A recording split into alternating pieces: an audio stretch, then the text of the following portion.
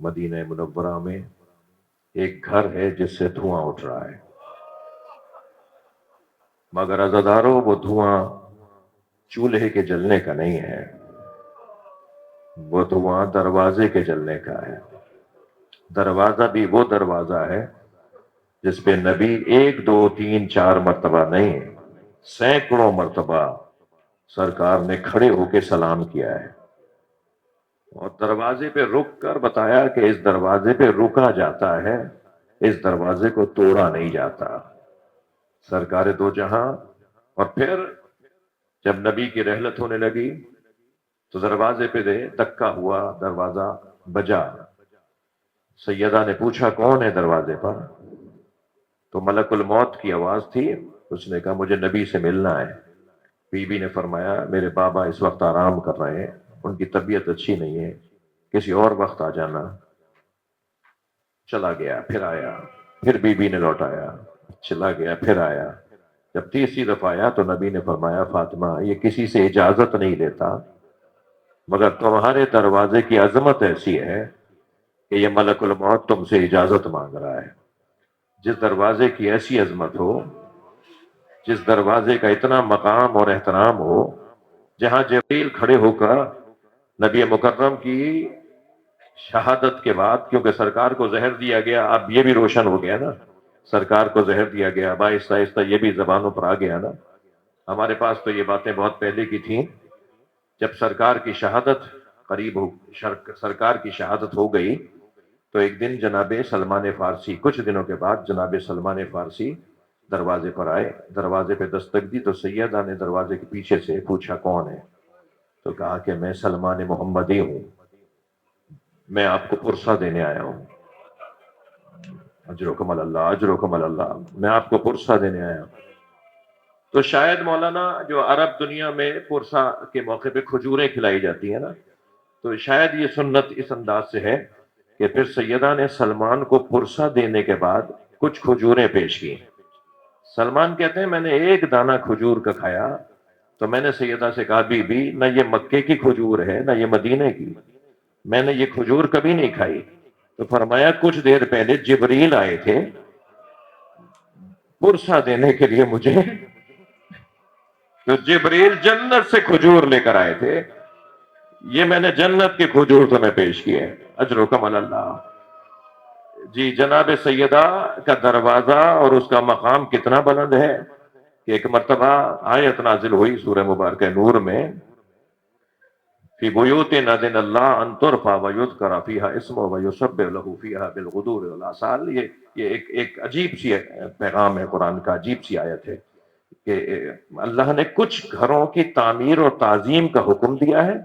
گھر وہ ہیں کہ جنہوں میں صبح شام اللہ کا ذکر اور اس کی تسبیح ہوتی ہے۔ تو جب یہ آیت نازل ہوئی نا تو صحابہ کرام نے پوچھا یا رسول اللہ وہ گھر کون سے ہیں جن گھروں کو اللہ نے تعمیر کرنے کا حکم دیا ہے؟ جن گھروں کی، مسجدوں کی آیت نہیں ہے، مسجدوں کی آیتیں اور بھی ہیں، فی بیوتن کا لفظ ہے یہاں پر۔ کچھ گھر ہیں، کچھ گھر ہیں، بیوت بیت بھی نہیں، کچھ گھر ہیں جن کی تعظیم کا اللہ نے حکم دیا ہے۔ یا رسول اللہ یہ کس کے گھر ہیں؟ سرکار فرمایا بیوت الانبیاء، یہ انبیاء کے گھر ہیں۔ وہاں بیٹھے ہوئے ایک صحابی نے آواز دے کر کہا یا رسول اللہ ھذا المکان منہا، یہ علی و بطول کا گھر ان میں سے ہے؟ سرکار نے فوراً فرمایا نعم من افاضلہا، یہ ان سب سے افضل ہے۔ قرآن کی اس آیت کے مطابق جو نبیوں کے گھروں سے افضل گھر ہے اس گھر کو آگ لگا دی گئی، اجرکم اللہ، اس گھر کے دروازے کو جلا دیا گیا۔ اور یہاں پر آیت اللہ فضل اللہ کمپانی کہتے ہیں کہ دروازہ جب آدھا جل گیا تو ایک شخص نے اپنے غلام سے کہا اسے لات مار کے گرا دے۔ جب وہ لات مار کے دروازہ گرایا گیا تو وہ دروازہ سیدہ پہ جا کے گرا۔ اس دروازے میں لوہے کی کیل تھی جس نے سیدہ کی پسلیوں کو شکستہ کر دیا۔ مولا علی بھی جس بات پر چیخ مار کے روئے ہیں نا وہ جناب زہرا کی ٹوٹی ہوئی پسلیوں کا منظر تھا۔ جب پوچھا سلمان نے مولا آپ جیسا صابر امام نہیں ہے، آپ کے رونے کی آواز کوچے میں آ رہی تھی، گلی میں آ رہی تھی۔ فرمایا سیدہ کے بازوؤں پر بھی ورم تھا، سیدہ کی پسلیاں بھی ٹوٹی ہوئے۔ اجرکم اللہ۔ مجلس ہو گئی، گریا ہو گیا، عزادارو بس ایک جملہ اور سن لیجئے۔ جناب زہرا کو غسل و کفن دیا مولا علی نے، رات کی تاریکی میں جنازہ اٹھایا، اور پھر جب جنازے کو قبر کے حوالے کر رہے تھے نا تو مولا حسنین تو کم سن تھے، ایک کی عمر 6 سال کی ہے، ایک کی عمر 5 سال کی ہے۔ مولا علی نے اور دیگر جو افراد ہیں وہ جنازے کو اٹھا نہیں سکتے، محرم اور نامحرم کا مسئلہ ہے۔ اکیلے مولا علی نے جنازے کو اٹھایا۔ اب قبر میں کوئی لینے والا ہو نا، جنازہ جب قبر میں اتارا جاتا ہے تو پھر باہر سے دینے والے اور ہوتے ہیں، اندر سے لینے والے اور ہوتے ہیں۔ لیکن عجیب غربت ہے جناب زہرا کی، خود اپنے وطن کے اندر، خود اپنے گھر کے اندر، کہ مولا نے جنازہ اٹھایا، اب اندر سے کون لے گا کہ اچانک 2 ہاتھ برآمد ہوئے۔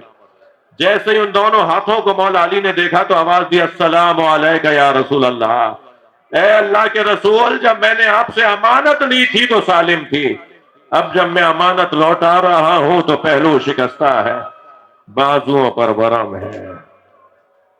اللہ لعنت اللہ علی الظالمین۔ یا اللہ ان آوازوں پر رحمت نازل فرما، رونے والوں کی توفیقات میں اضافہ فرما، مرحومہ مغفورہ مرحومات مغفورات کے درجات کو بلند فرما، ان کی کوتاہیوں سے درگزر فرما، امام زمانہ کے ظہور میں تعجیل فرما۔ رحم اللہ من قرأ الفاتحہ۔ بسم اللہ الرحمن الرحیم، الحمد للہ رب العالمین، الرحمن الرحیم، مالک یوم الدین، ایاک نعبد و ایاک نستعین، اهدنا الصراط المستقیم، صراط الذین انعمت علیہم غیر المغضوب علیہم ولا الضالین۔ بسم اللہ الرحمن الرحیم، قل هو اللہ احد اللہ الصمد لم یلد ولم یولد ولم یکن له کفوا احد۔ بسم اللہ الرحمن الرحیم، قل هو اللہ احد اللہ الصمد لم یلد ولم یولد ولم یکن له کفوا احد۔ اللہم صل علی محمد وعلی محمد۔ ان دونوں بیویوں کی مغفرت کے لیے، شہید سید حسن نصر اللہ کے درجات کی بلندی کے لیے، آپ سب کے مرحومین کے درجات کی بلندی کے لیے بلند تر صلوات۔